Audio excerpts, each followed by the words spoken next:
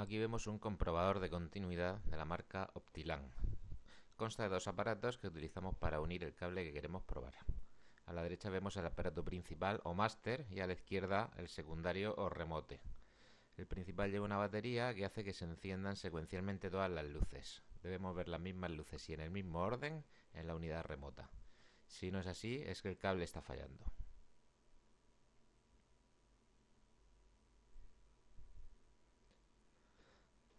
Aquí tenemos un comprobador de cables algo más avanzado de Fluke Networks que permite hacer algunas cosas más. Además de comprobar los cables, permite generar patrones de señal que sirven para localizar cables a través de paredes o en armarios de conexión. También permite realizar medidas de longitud de los cables. El aparato tiene dos bocas. Estas dos bocas nos permiten hacer con una única pieza la prueba completa del cable.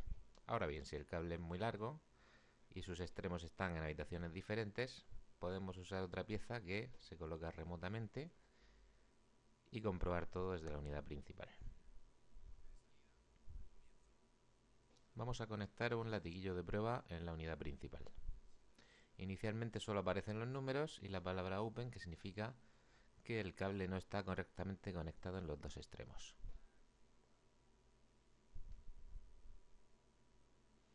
Procedemos a conectar el cable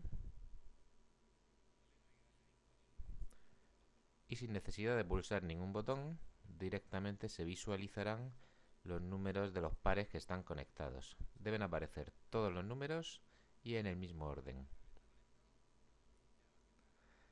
Si no aparece el número 0, quiere decir que el cable carece de blindaje. Pulsando el botón Mode podemos ver la longitud del cable. Al menos debe tener 1 metro para que se visualice. Y pulsando otra vez Mode, entraos en el modo de reconocimiento de señales. Aquí tenemos un dispositivo mucho más avanzado que servirá para comprobar conexiones y cables cuando no hayan sido descartados con los aparatos anteriores. Este aparato es un analizador de cables. Quiere decir que hace pruebas exhaustivas con todo tipo de cables, ya sea cableado móvil, como los latiguillos de conexión, o cableado permanente, como el que está dentro de las paredes, techos, suelos y armarios de conexiones.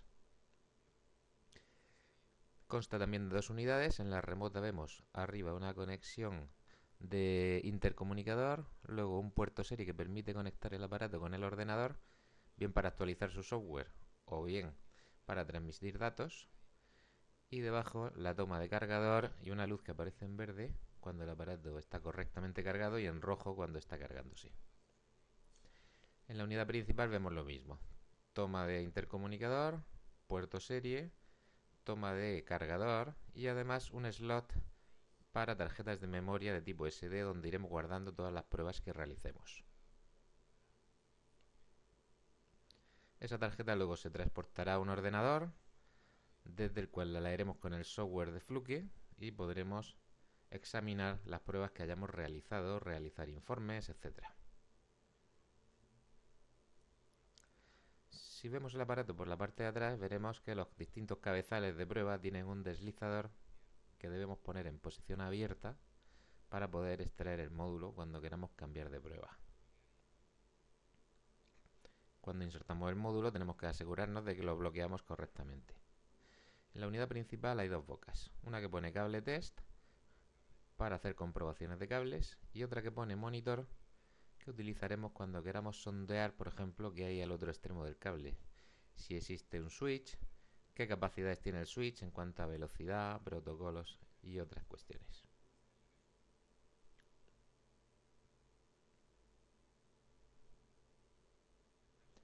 Dispone de un panel rotatorio donde seleccionamos la función a realizar. La función más básica es la función autotest.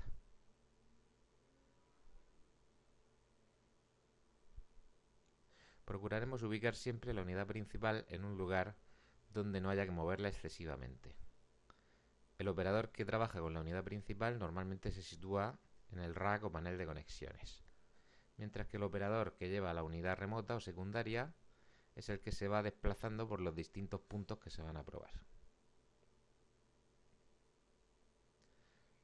Vamos a ver cómo realizar una autoprueba o autotest.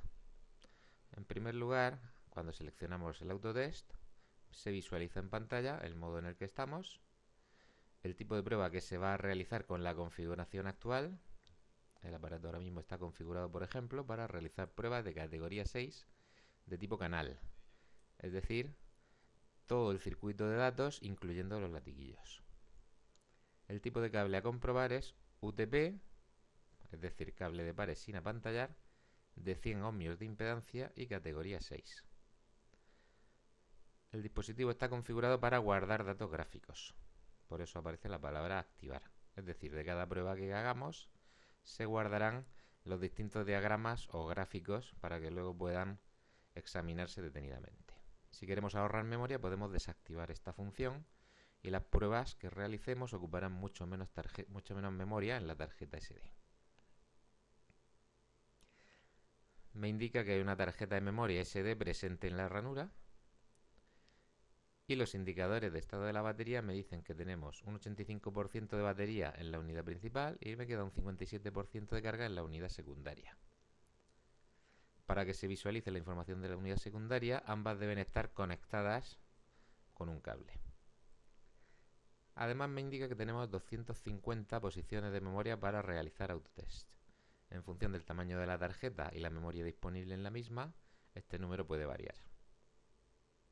Veremos que es muy importante cada vez que realicemos una prueba, salvarla mediante el botón correspondiente en la tarjeta de memoria. Vamos a entrar en la configuración para elegir el tipo de la prueba y otras características. Giramos el deslizador a modo Setup o Configuración. En primer lugar debemos elegir el tipo de prueba que vamos a realizar. Vemos que debajo de la pantalla siempre hay 4 botones que podemos utilizar para distintas funciones.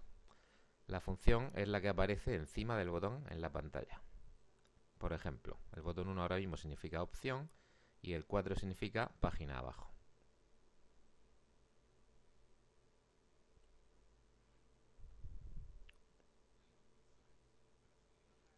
Podemos utilizar los cursores para subir y bajar, pero no para cambiar de pantalla. Para cambiar de pantalla tenemos que pulsar la tecla de función correspondiente. Veamos una a una qué significan todas las opciones, puesto que debemos configurarlas siempre antes de ponernos a trabajar.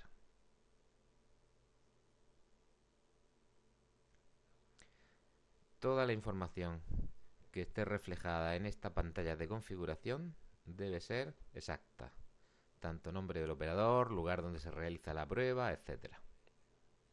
Pulsando Enter, elegiremos el tipo de prueba que vamos a realizar.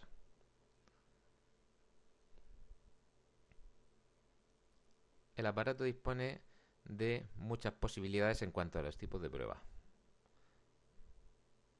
Las pruebas que aparecen en pantalla entre asteriscos son pruebas personalizadas, definidas por el operador, y el resto son pruebas estándar que ya vienen con el aparato. Las más habituales ahora mismo son las pruebas de categoría 5E y las pruebas de categoría 6.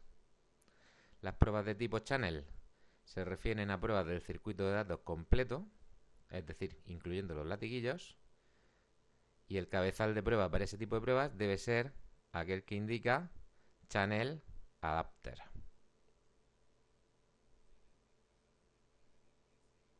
La categoría del cabezal debe coincidir con la categoría de la prueba que seleccionemos.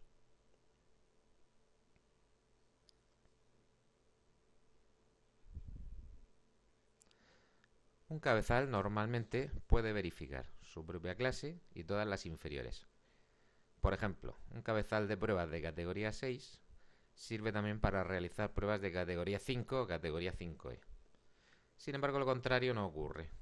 Un cabezal para categoría 5 o categoría 5E no va a permitir realizar pruebas de categoría 6.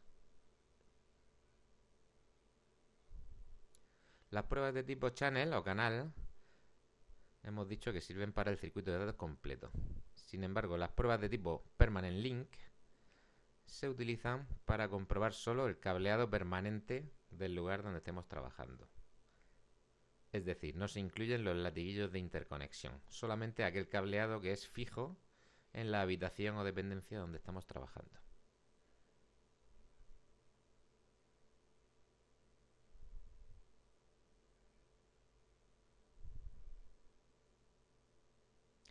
Generalmente en los días en los que estamos el cableado es permanente para la categoría 6. Los latiguillos de interconexión habitualmente son latiguillos de categoría 5E. Es decir, generalmente las pruebas de cableado permanente serán pruebas de categoría 6, mientras que las pruebas de canal serán pruebas de categoría 5E.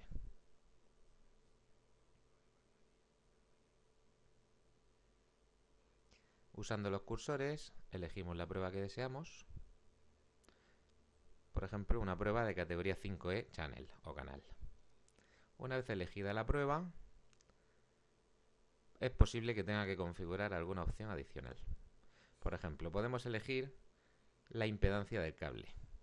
Para esta prueba, generalmente el cable es de 100 o de 120 ohmios. El habitual en Europa es el cable de 100 ohmios. UTP indica cable sin apantallar, mientras que SCTP sería cable de tipo screener o con pantalla.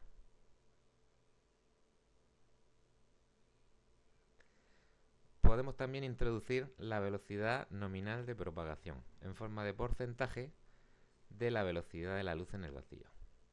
El cableado de cobre estándar habitualmente es cableado con NVP de 69% o también a veces se indica 0,69.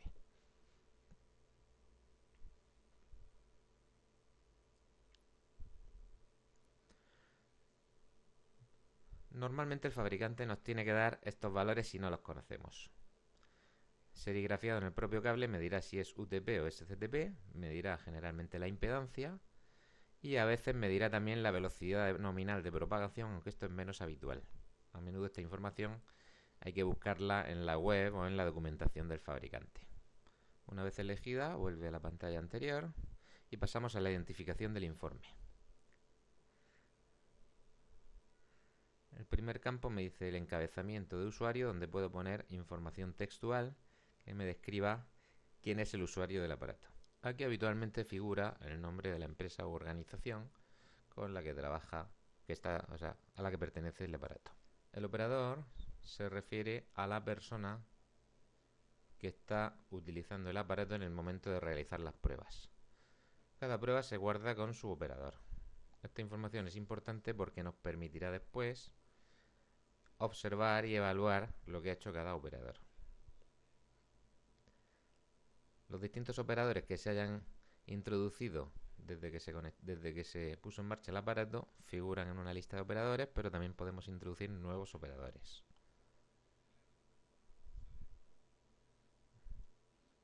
Los cursores sirven para manejar y elegir las letras que deseamos. De esta manera escribiremos el nombre del operador,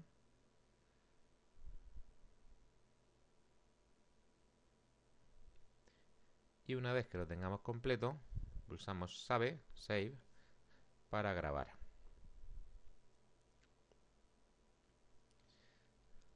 El operador debe referirse siempre a un nombre de persona o a un grupo que esté realizando las pruebas en un determinado momento. Es importante también indicar el lugar o dependencia donde se están realizando las pruebas. Por ejemplo, el aparato está configurado ahora mismo para el lugar aula C12. Los distintos lugares en los que se haya trabajado aparecerán en una lista, pero también podemos introducir, como siempre, lugares nuevos. En el siguiente punto tenemos el autoincremento. Cada prueba que se salva en la memoria se guarda con un identificador. El autoincremento me dirá cómo se enumerarán las diferentes pruebas que vayamos salvando en la memoria. Podemos utilizar una secuencia simple de autoincremento, por ejemplo, guardar las pruebas con identificadores comprendidos entre 000 y 999, y conforme vayamos salvando pruebas, este número irá incrementándose hasta el número final. Una forma más conveniente de trabajar es utilizar listas de identificadores de cable. La lista de identificadores de cable puede crearse desde el propio aparato, pero es más cómodo hacerlo a través de un PC. Luego se salva en la tarjeta de memoria y se lleva al analizador de cables. La lista de IDs es más conveniente porque se puede personalizar para adaptarla al esquema de numeración de los distintos puntos de conexión de redes que utiliza la organización.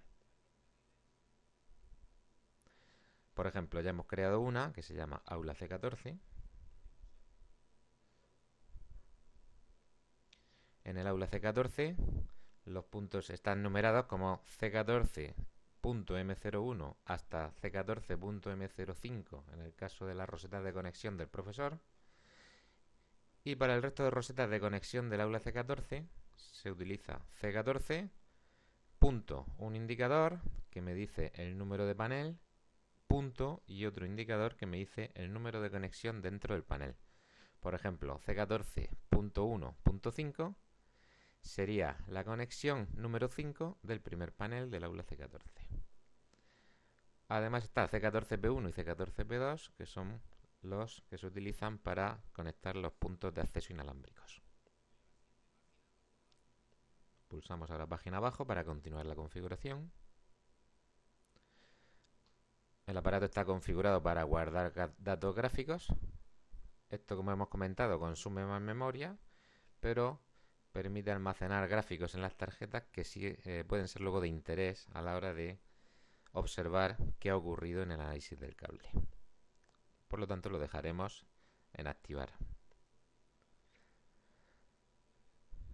El tiempo de luz de fondo está en 1 minuto, el límite de tiempo apagado 10 minutos y tonos audibles en las teclas, que también están activados. Es posible conectar también una impresora al puerto serie del dispositivo. Este tipo de impresora pues no es muy habitual y casi siempre que queramos imprimir lo haremos desde el PC. Podemos configurar también la fecha y el formato de la fecha y la hora y el formato de la hora. Es importante asegurarse de que estos datos son correctos para que quede constancia de en qué momento exacto hemos realizado las pruebas.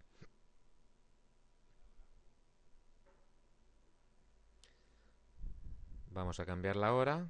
Con los botones de incremento y decremento podemos modificar las horas, minutos y segundos.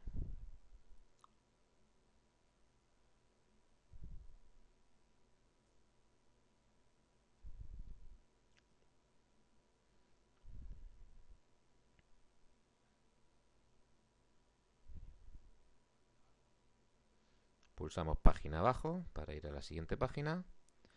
Elegimos ahora las unidades de longitud de medida, en nuestro caso metros.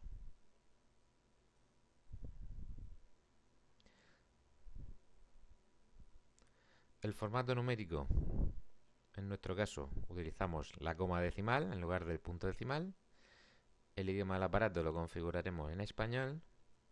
Y la frecuencia de la línea de alimentación se refiere a la frecuencia de la corriente alterna que viene por los enchufes de la pared. En el caso de España, la corriente alterna es de 50 Hz. En la siguiente pantalla tenemos el umbral de ruido impulsivo, que servirá para que el propio aparato me indique cuando está detectando excesivo ruido en los cables. Durante las pruebas no debería haber corriente en los cables, pero distintos aparatos pueden introducir corriente eléctrica. Aparatos tales como dispositivos industriales, maquinaria, teléfonos móviles, etc.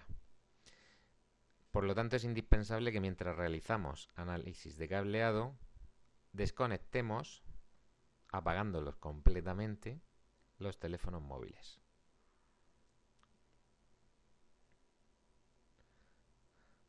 En el caso de detectarse ruido, la prueba se bloquea y puede completar mucho tiempo al terminarse. Entonces, por lo tanto, es conveniente apagar los teléfonos móviles. La banda de exactitud asterisco normalmente la ponemos en activo para indicar fallo o paso marginal. Más adelante veremos en qué consiste. Y finalmente el headroom o la holgura podemos configurarla para Next o diafonía o para peor margen. De esta forma, cuando termine de analizar el cable, me dirá o bien qué diafonía se ha obtenido de margen sobre el estándar o cuál de las distintas medidas que se han realizado es la que peor se ha comportado. En nuestro caso, casi siempre preferiremos, como medida de la calidad del cable, la diafonía o Next. Seleccionamos por lo tanto Next o diafonía, pulsamos Enter para ir a la siguiente página y en la última y definitiva página de configuración podemos indicar configuraciones especiales. En nuestro caso tenemos definida una prueba cruzado 5E, a la cual le hemos dicho el tipo de cable necesario, cómo queremos llamar la prueba, la NVP, la longitud máxima que aceptamos, el mapa de cableado que deseamos, por ejemplo, para un cable cruzado se conecta el par 1-2 en un extremo con el 3-6 del otro y viceversa, y el par 4-5 de un extremo con el 4-5 del otro, e igual ocurre con el 7-8. Estas opciones no deberemos modificarlas, puesto que han sido correctamente configuradas antes por el administrador del aparato. Una vez terminada la última de pantalla de configuración, volvemos al autotest, girando otra vez el selector, pulsaríamos el botón blanco, botón de test, y comenzaría la autoprueba. Vemos también que se encienden distintas señales luminosas en el remoto.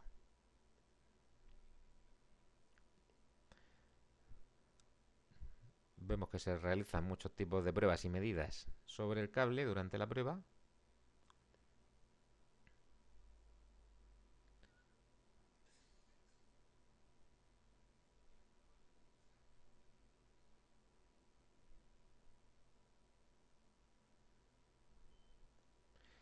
Y si finalmente el cable es correcto, debe indicarnos qué pasa. Pasa significa que el cable cumple los estándares de la prueba que hemos seleccionado, en este caso de la prueba de categoría 5E. Next paso libre significa que la diafonía ha superado el objetivo con una holgura de 22,1 decibelios, es decir, con un margen bastante grande. Por lo tanto, este cable está realizado con bastante calidad. Si ese valor fuera pequeño, cercano al 0, quiere decir que el cable, aunque pase la prueba, es de baja calidad. Si el valor es 0 o por debajo de 0, entonces el cable me dirá que falla, que no pasa la prueba. Además me da en pantalla una medida de la longitud del cable.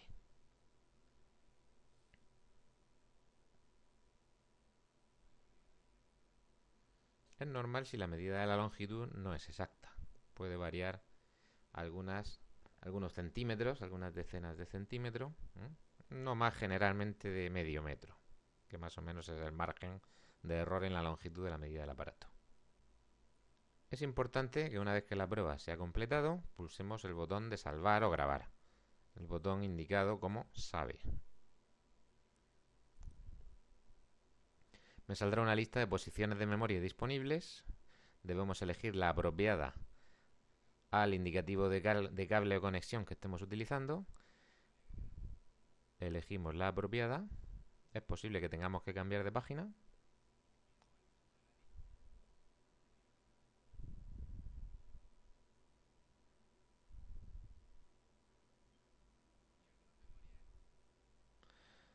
Y es importante fijarse que algunas posiciones de memoria aparecen con un símbolo dólar delante. Eso quiere decir que ese indicador ya ha sido utilizado y existe una prueba grabada en esa posición. Las que no llevan ningún símbolo delante están libres. No se ha realizado ninguna prueba de cable sobre esa posición. Pulsando Exit podemos salir de la pantalla de posiciones de memoria. En el botón de memoria podemos ver el estado de la tarjeta de memoria, si se está utilizando una lista de identificadores, los identificadores de la lista, primero y último, el último que se haya utilizado, el total de identificadores que tiene la lista, de ellos cuántos se han utilizado y cuántos están libres o restantes. Certificados guardados me dice cuántas pruebas se han salvado en la tarjeta de memoria, en este caso 190. Y la memoria disponible, en este caso, me quedaría 121 pruebas disponibles.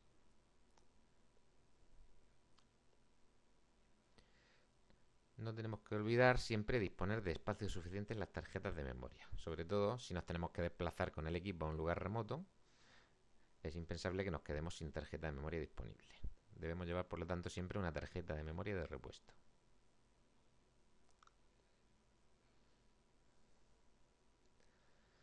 En el botón de ver resultados podemos ver los detalles de las distintas pruebas realizadas.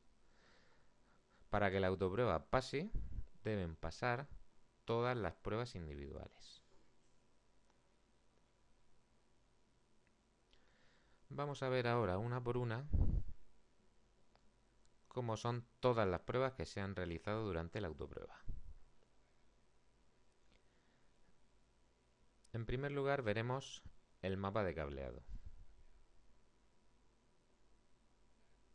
Pulsamos Enter y vemos un diagrama que representa cómo están conectados los extremos del cable. A la izquierda tendríamos el lugar de la unidad principal y a la derecha tendríamos representado el lugar de la unidad remota. El aparato mostrará si hay algún tipo de interrupción o cruce en los cables. También podemos ver la longitud de cada uno de los pares en metros. Debería salir siempre la misma o muy similar. Se visualiza también el límite máximo de longitud que puede tener el cable para la prueba seleccionada. En este caso lo habitual, que es de 100 metros.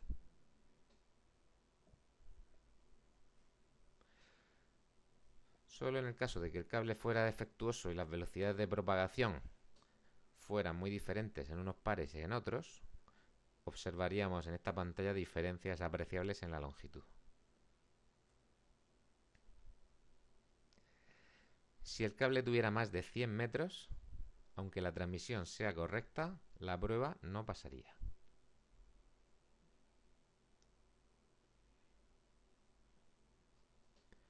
En otras categorías y en otras pruebas, es posible que el límite de longitud sea un límite diferente.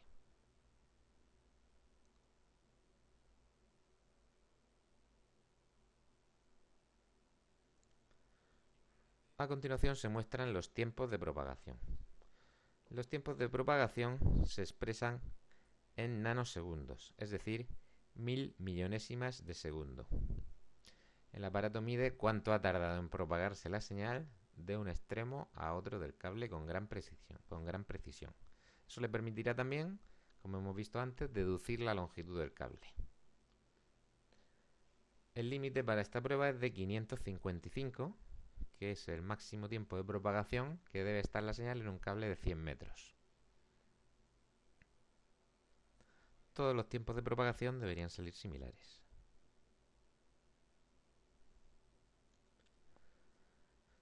La diferencia de retardo también se mide en nanosegundos y me indica si todos los cables transmiten a la misma velocidad. Esta diferencia debería ser siempre 0. Se tomaría como referencia el menor tiempo de transmisión y se mostraría la diferencia en los demás pares. Si todos los tiempos son idénticos, la diferencia de retardo es 0, en cuyo caso pasa. El máximo admisible de diferencia de retardo para esta prueba es de 50 nanosegundos. Posibles causas para obtener diferencias de retraso es, por ejemplo, que los diferentes pares sean de materiales distintos y transmitan a diferente velocidad, o que algunos pares sean más largos que otros, en cuyo caso la diferencia de retardo puede ser apreciable.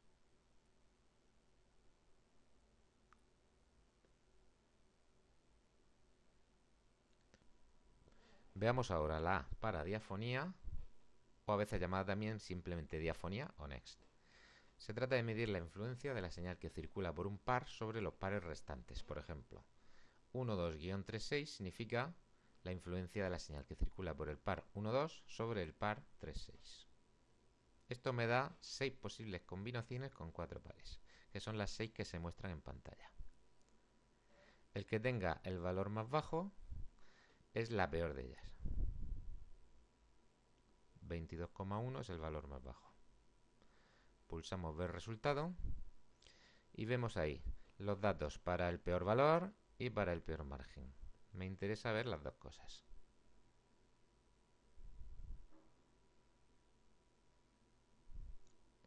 Por ejemplo, el peor margen ha sido una diafonía medida de 82,1 con un margen de 22,1. Eso ha ocurrido a 1,4 MHz. Mientras que el peor valor ha sido una medida de 30,4 y aquí en el trazado podemos verlo mejor. El peor margen es el punto donde las dos curvas representadas están más próximas. La curva inferior representa el límite admisible para la diafonía.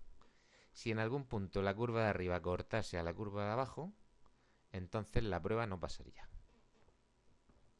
El peor margen es el punto donde las dos curvas se acercan más.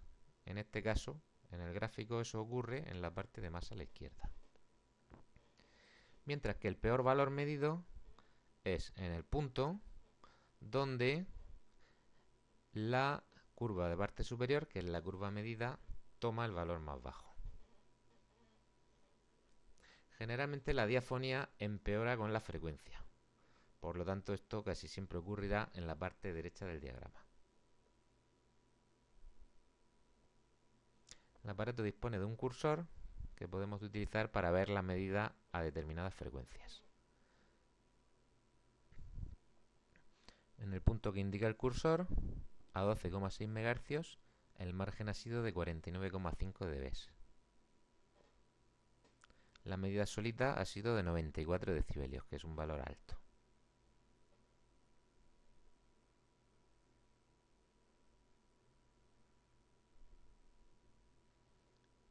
En el lugar que me indica el cursor ahora es donde más se acercan las dos curvas, por lo tanto es el lugar de peor margen.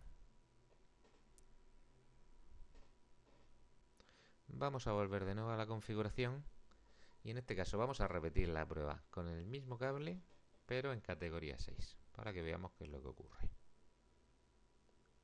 Seleccionamos las características de la prueba de categoría 6 y repetimos el autotest.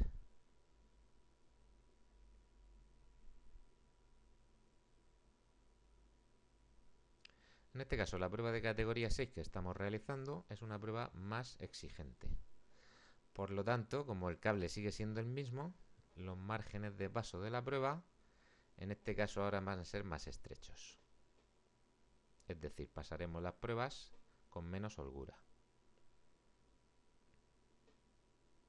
En este caso estamos probando un latiguillo de categoría 5E con una prueba de categoría 6. Es posible que el latiguillo de categoría 5E supere la prueba de categoría 6, lo cual indicaría que está construido con precisión más que suficiente. En este caso vemos que la diafonía de paso libre que tenemos, el margen, es de 16,9 dB, menos que en el caso anterior. Vamos a ver los detalles de resultados. Entramos en la pantalla de diafonía y en este caso el peor margen ha sido 16,9, como vemos, más pequeño que antes. Viendo el trazado, vemos que ahora que las curvas están más próximas. La curva superior, que es la curva medida, es igual que antes, pero la curva inferior, aunque tiene la misma forma, ahora está más alta que estaba antes. Por lo tanto, ahora los márgenes son más pequeños.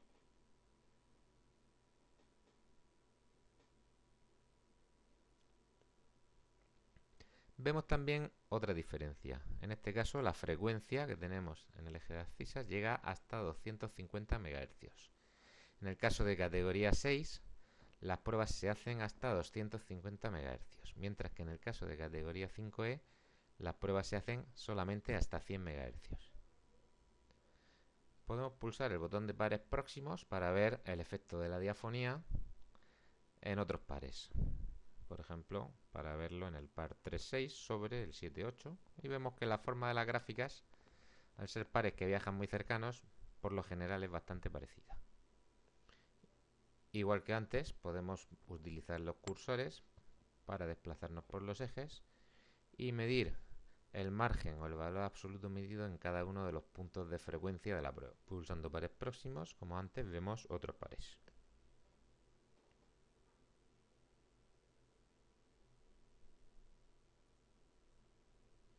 El 1,2 sobre el 3,6, el 1,2 sobre el 4,5, el 1,2 sobre el 7,8, el 3,6 sobre el 4,5, el 3,6 sobre el 7,8, el 4,5 sobre el 7,8, pero la curva inferior, si nos fijamos, que es la que representa el límite, es la misma para todas. En ver resultados podemos ver los valores numéricos de los peores puntos. La siguiente medida es la atenuación. La atenuación me indica cómo se debilita la señal conforme atraviesa cada uno de los pares. Por ejemplo, el par 1,2 pasa la prueba, ha tenido una atenuación total de 8,8 dB. Esto ha ocurrido a la frecuencia más alta, porque la atenuación es mayor a mayor frecuencia. El límite que permite la prueba es de 36 decibelios.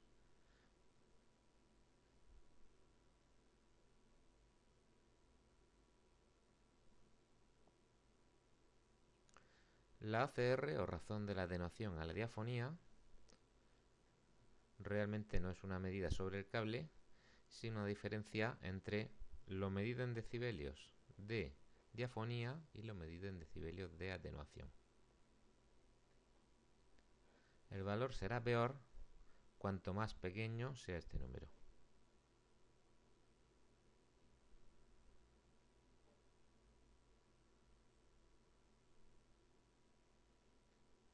¿Vale?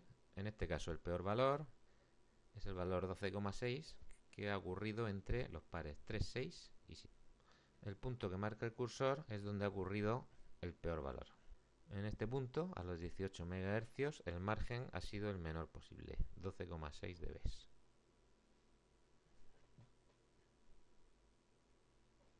Si en cualquier punto la curva superior hubiera cortado a la inferior, como siempre, no se habría pasado la prueba.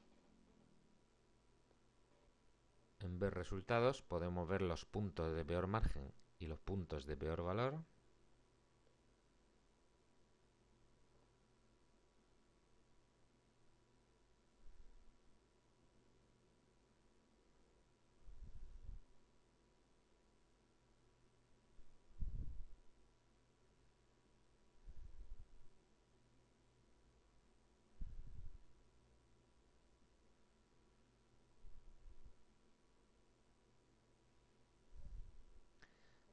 El ACR del remoto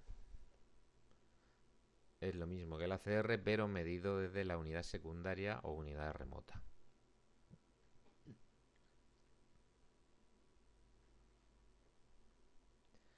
En cables cortos estas medidas, tanto si se hacen desde la unidad principal o remota, van a ser similares. Pero en cables largos pueden presentarse diferencias. En un cable muy largo es difícil ver lo que ocurre al otro extremo del cable desde la unidad principal, y lo mismo, desde la unidad remota es difícil ver lo que ocurre al otro extremo del cable cerca de la unidad principal. Por eso es importante que se realicen las pruebas desde los dos extremos. El PSACR o Power Sum ACR me indica la suma de la potencia que se ha producido en ACR en el resto de los pares. En este caso el par 1,2 o el 7,8 me indica cuánta razón de atenuación a la diafonía hay en el resto de los pares que no son el 7,8 y sumados.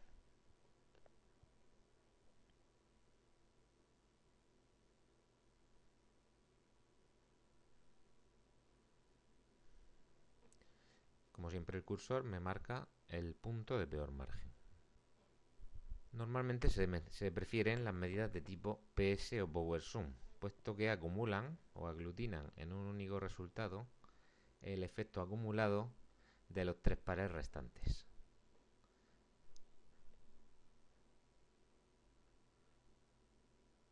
resulta más práctico tener el efecto acumulado en los pares restantes que tener las magnitudes individuales del efecto en cada uno de los pares por detallado. RL o pérdida de retorno, también conocido como pérdida de inserción, me indica qué parte de la señal que se introduce en el cable es reflejada hacia atrás por el mismo par. Cuando se introduce una señal en un cable, parte de ella es reflejada hacia atrás. Esto ocurre sobre todo si el cable tiene defectos de construcción. Por ejemplo, cuando se dan cambios de impedancia a lo largo del cable, la señal tiene un obstáculo que atravesar y parte de ella vuelve hacia atrás, hacia la entrada del cable.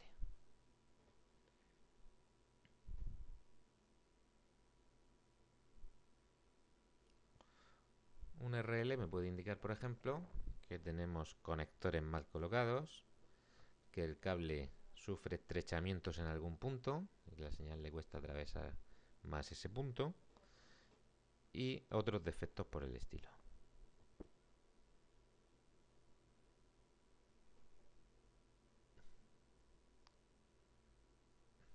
En este caso, como siempre, la señal medida debe estar por encima de la curva que marca el límite.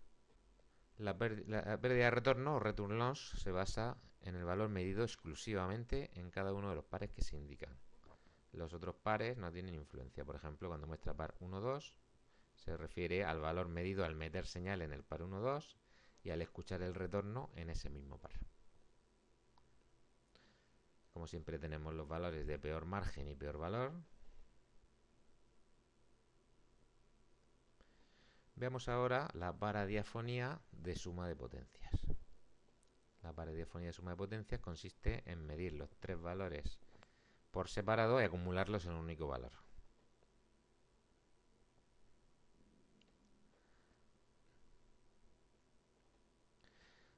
La telediafonía de igual nivel, igual que en el caso anterior, también puede medirse como una suma de potencias. La mejor medida de todas las que hemos visto para indicar la calidad de un cable es precisamente esta, la telediafonía de igual nivel. Veamos ahora cómo realizar pruebas individuales o modo single test. Entraremos en este modo casi siempre para realizar pruebas de reflectometría. Estamos viendo una prueba de reflectometría de dominio temporal de alta definición. Para hacer esta prueba basta tener conectado el cable a la unidad principal y de hecho es preferible no tener nada en el extremo remoto. El aparato manda un pulso brevísimo por el cable, ese pulso cruza el cable y llega al extremo final y puesto que no tiene nada conectado y no puede disipar la energía, prácticamente la totalidad del impulso es rebotado hacia atrás de nuevo hacia el dispositivo medidor. Este diagrama refleja la cantidad de energía rebotada en cada uno de los puntos. Vemos que a 5 metros de distancia se ha reflejado prácticamente el 100% de la señal. Esto quiere decir que tenemos un cable de 5 metros y que no tiene nada conectado al otro extremo. También se observa al inicio del diagrama una pequeña reflexión. Esto casi siempre es causado por conectores o empalmes. Un cable defectuoso, por ejemplo, que haya sido excesivamente tensado o prensado, también puede producir este tipo de problemas. Otra prueba similar es la reflectometría de dominio temporal de diafonía de alta definición. En este caso lo que se miden son diafonías. Se manda un pulso por un hilo y se escucha el efecto de ese pulso en los hilos restantes. Esto me permite localizar los puntos del cable donde se produce un mayor tipo de acoplamiento entre diferentes pares. Es decir, los puntos del cable donde la señal de unos pares se fuga a los otros pares. Esto tampoco es deseable y quiere decir que en esos puntos tenemos problemas. Esto casi siempre ocurre en los conectores. Si el destrenzado en los conectores es excesivo, entonces la señal de un par pasará a los pares restantes. En el resto del cable no deberían aparecer perturbaciones de este tipo. Eso indicaría que el cable es defectuoso. Ahí vemos en el diagrama el efecto del primer conector. Y si avanzamos,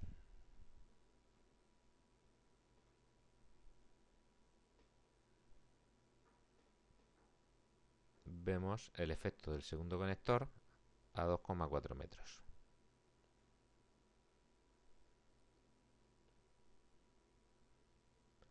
A diferencia del HDTDR, no observamos un rebote de la señal al final del cable.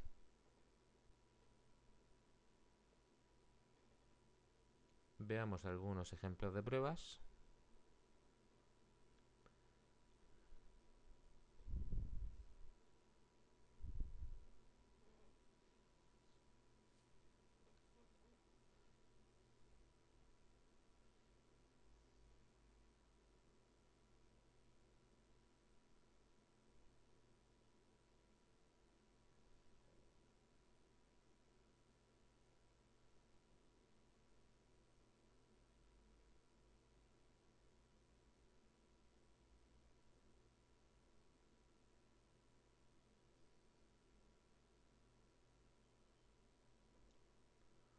En este caso estamos viendo un cable que no pasa la prueba. El dispositivo se da cuenta de que hay algún tipo de anomalía. En este caso me muestra un fallo de mapa de cableado. Lo que estamos viendo ahí es lo que se llama un par partido. En los pares partidos, los conectores se han insertado incorrectamente, de tal manera que cruzan hilos de diferentes pares entre sí. Al cruzar hilos de un par con hilos de otro par diferente, se produce una gran mezcla de señal entre ellos, lo cual es muy negativo. En este caso el par 1,2 está partido con el par 3,6.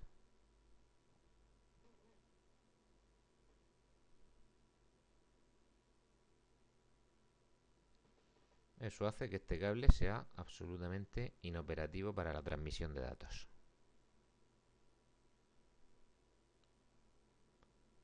Me puede indicar normalmente dos cosas. O el cable no está correctamente trenzado, o los conectores se han insertado con los hilos en el orden incorrecto.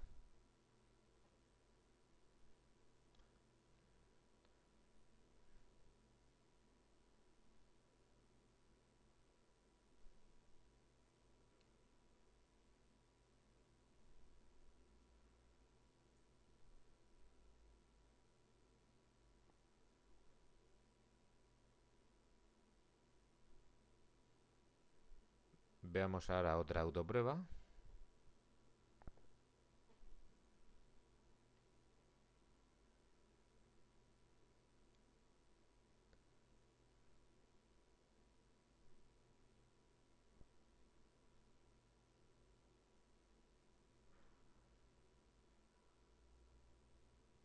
En este caso estamos diagnosticando un cable que realmente no es para la transmisión de redes, sino que es el cable de un SAI que, aunque lleva conectores RJ45, no está pensado para esta categoría. Igual que antes, me avisa de que el cable es incorrecto, por lo tanto no sirve para la transmisión de datos, con un fallo en el mapa de cableado. En este caso tenemos también pares partidos. El par 3,6 está partido con el par 4,5. Es decir, se produce una gran mezcla de las señales de estos pares entre sí. Por lo tanto, el cable no sirve para transmitir datos.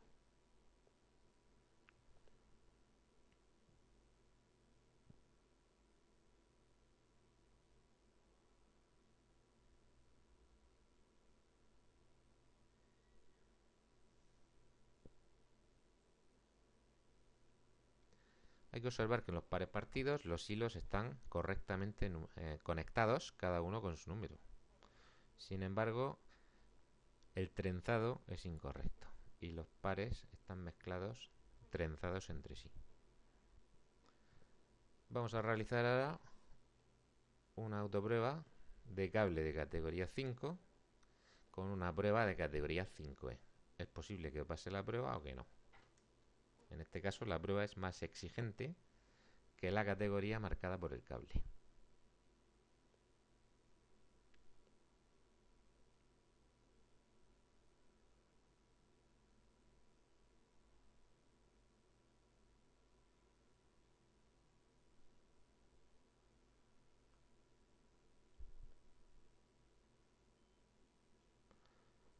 Se ve que el cable pasa la prueba, aunque lo hace con una diafonía ciertamente escasa, de 7,2. El margen ha sido relativamente pequeño, aunque se puede decir que pasa correctamente la prueba. Repitamos la misma prueba con el mismo cable de categoría 5 con una prueba de categoría 6.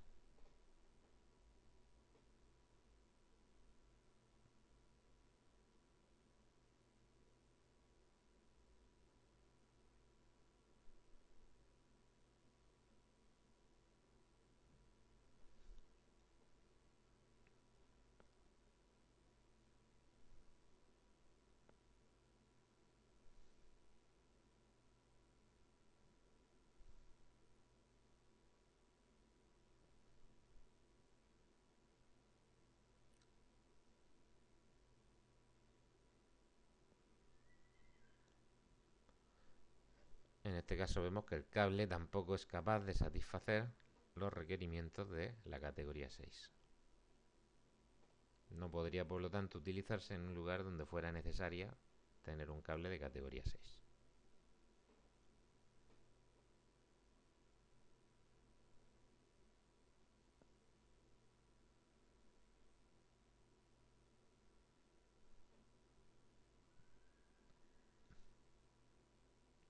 Fijamos que en el mapa de cableado aparece un aviso. El cable parece ser correcto, pero sin embargo se detecta una excesiva diafonía. Eso quiere decir que el trenzado no es de buena calidad y por lo tanto no es suficiente para categoría 6. Vemos que algunas pruebas individuales pasan y se produce el fallo habitual en categoría 6, que es un fallo de diafonía. Vemos que hay algunos valores que están por debajo del margen. El valor menos 2,5 hasta menos 3 decibelios es lo que se llama un fallo marginal. Y por debajo de menos 3 decibelios se considera un fallo completo. El asterisco indica fallo marginal.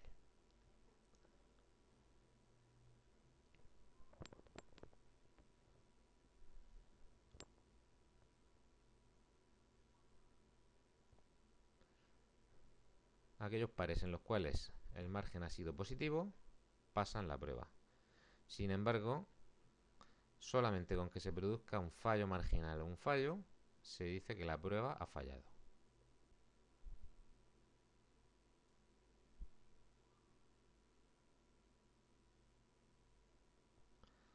Vamos a ver la operación de autocalibración. Antes de realizar un volumen de trabajo importante, es necesario siempre realizar esta operación. En cualquier caso, hacerlo por lo menos una vez al año. Quitamos los cabezales de prueba e interconectamos directamente los aparatos con la pieza de calibración. Vamos a funciones especiales y elegimos autocalibrado, que nos dirá qué es lo que tenemos que hacer y cómo conectar los dispositivos.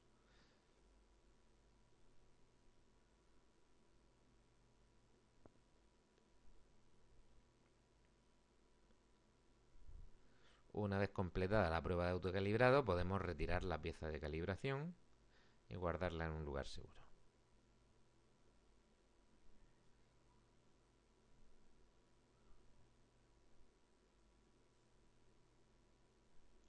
Otra operación habitual es la calibración de la velocidad nominal de propagación. Debería hacerse para cada tipo de cable que se vaya a instalar.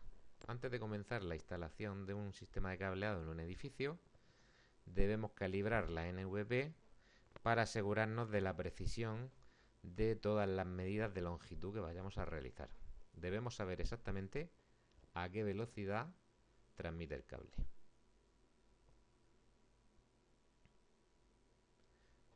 Cables de diferentes partidas y diferentes fabricantes pueden transmitir a diferentes velocidades, y esto hay que tenerlo en cuenta.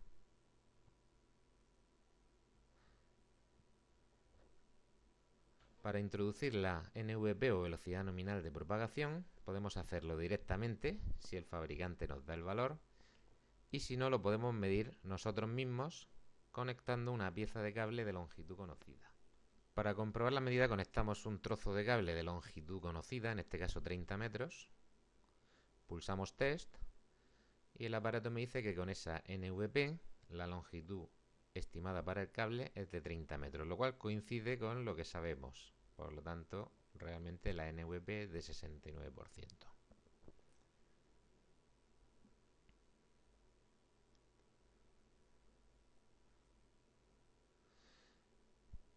Si la medida no coincide con lo real, podemos ajustarla.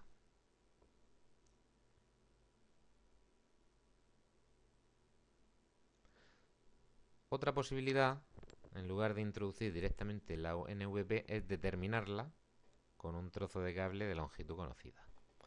Nos dice que conectemos 15 metros o más de cable al analizador. En este caso hemos conectado una bobina de 30 metros. Con la NVP que tenemos preseleccionada, la longitud estimada por el aparato es de 31. Como yo he medido el cable y sé que mide exactamente 30 metros, puedo reajustarlo.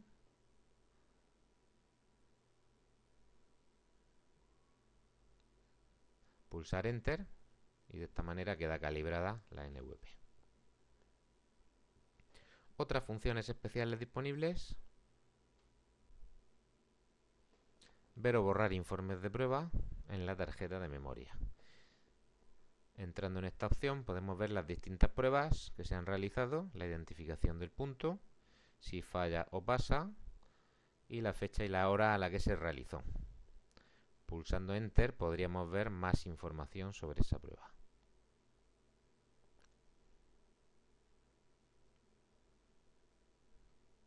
Podemos cambiar de página para ver otras pruebas de la lista. Con las teclas de función también podemos borrar informes y con la segunda tecla de función podríamos ver detalles de la prueba.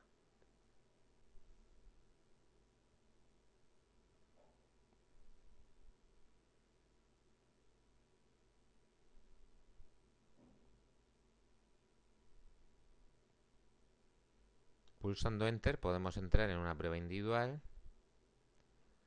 En el caso de que se haya producido un fallo me lo indica, y pulsando Ver resultado podemos ver las pruebas individuales. Además, si las pruebas se han salvado con gráficos, podemos examinar los gráficos de la prueba. A la vista de la información que se muestra en esta pantalla, por ejemplo, es evidente que lo que ha fallado es la diafonía, que habitualmente tiene como causa probable los conectores. Casi siempre se ha destrenzado una longitud mayor que lo que permite el estándar, que es de 14 milímetros.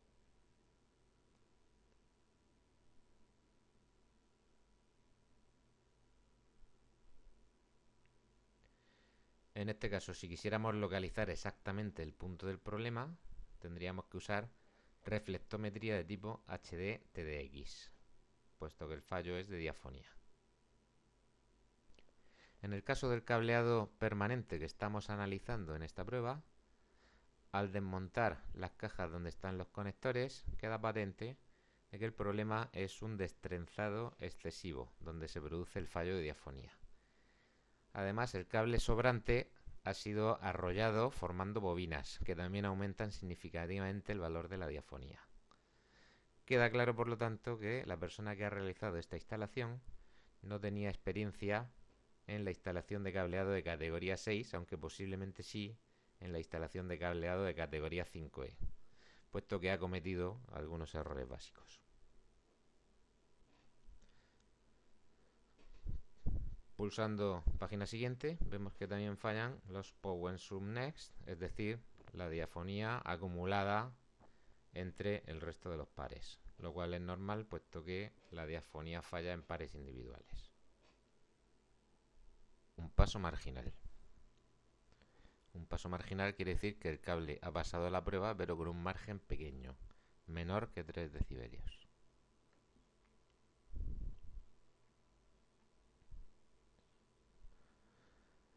Aquí tenemos un cable en el que se ha producido un paso marginal por pérdida de retorno. Generalmente quiere indicar que se trata de un conector mal acoplado.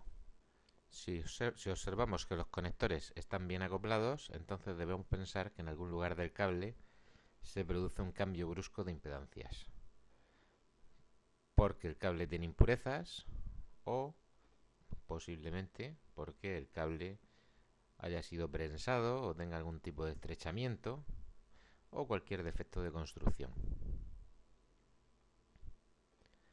A menudo también puede indicar que un cable se ha doblado excesivamente y se ha estrechado, o bien se ha estirado de él con demasiada fuerza y también se ha producido un estrechamiento. Entre las funciones especiales tenemos también la posibilidad de usar el aparato como generador de tonos de baja frecuencia. Puede conectarse un cable al dispositivo y el analizador de redes se comportará como un generador de tonos que puede luego utilizarse para detectar el recorrido del cable a través de las paredes o conducciones con un amplificador de autoinducción. Es una especie de bobina que cuando se aproxima al cable captará el tono transmitido.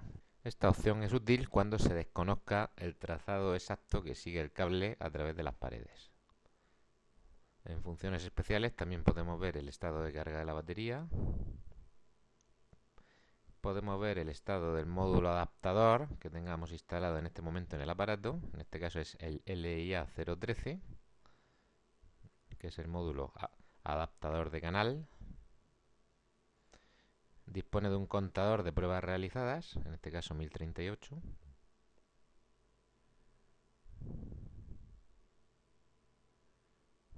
Dispone también el equipo de una función de autodiagnóstico o autocomprobación.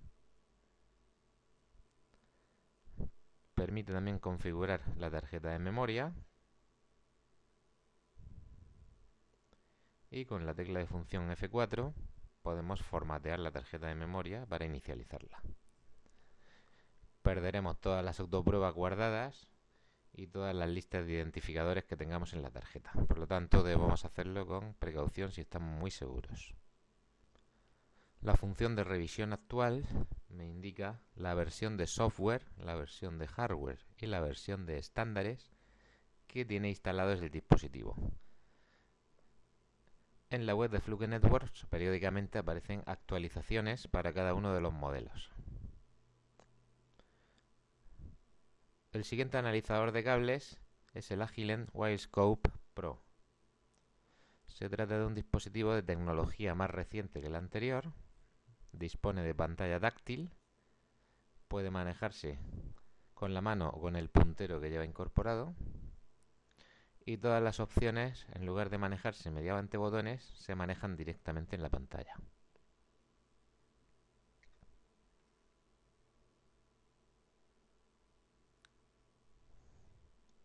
El aparato tiene dos modos: modo cable, que sirve para hacer los diagnósticos habituales, como los que hemos visto en Fluke, y el modo network, que sirve para hacer análisis de redes a un nivel más alto en cuanto a capas de protocolos. Permite trabajar con capas 2, 3 y 4. Desde la pantalla principal tenemos acceso a las principales funciones. La más habitual es el autotest.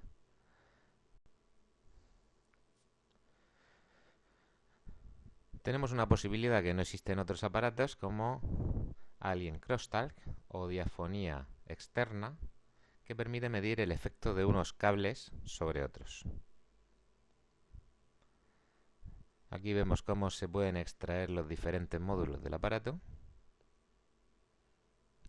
Deben insertarse por el carril hasta que hacen clic en cuyo caso están correctamente insertados. Este aparato cambia el tipo de prueba al insertar un módulo diferente, por lo tanto no hace falta configurarlo manualmente.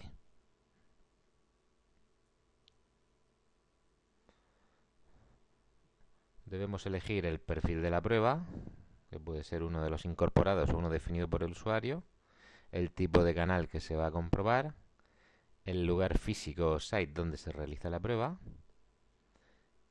editar configuración y una vez que todo es satisfactorio, comenzar el test.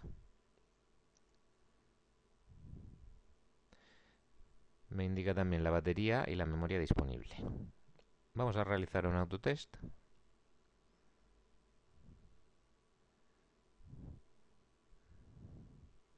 Que vemos que en este caso se realiza bastante más rápido que en el dispositivo Fluke. Nos muestra un diagrama con los distintos pares a todo color. En el remoto también muestra información de resultado.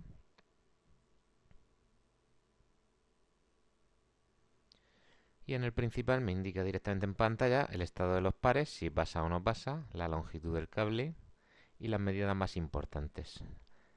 La diafonía, la atenuación, la pérdida de retorno y la telediafonía de igual nivel. En este caso todos los números que aparecen son márgenes.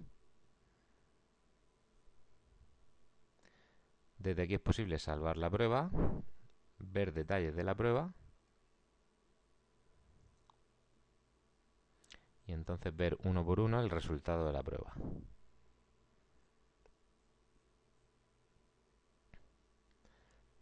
Por ejemplo, la pérdida del retorno. Podemos ver los trazados y las medidas. Estos gráficos pueden visualizarse también con el software del PC, pero es posible verlos a todo color en la pantalla incorporada en el aparato.